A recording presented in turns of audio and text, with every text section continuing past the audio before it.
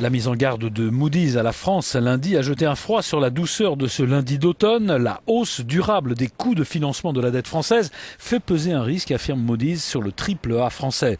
Le gouvernement, 2 plans d'austérité annoncés en 2 mois, a fait savoir lundi qu'il excluait un nouveau tour de vis. Cette mise en garde a ravivé lundi les tensions sur les dettes souveraines au sein de la zone euro. On écoute Jean-Claude Juncker.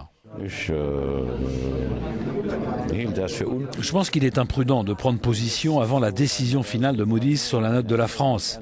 Si on se base sur la situation actuelle de la France, je ne pense pas que la menace d'une possible dégradation de la France soit quelque chose d'approprié.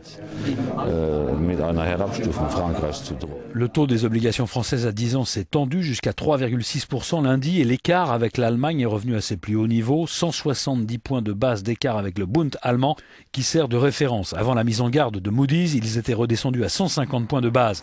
Il ne fait plus de doute que les marchés obligataires anticipent une future dégradation de la note française.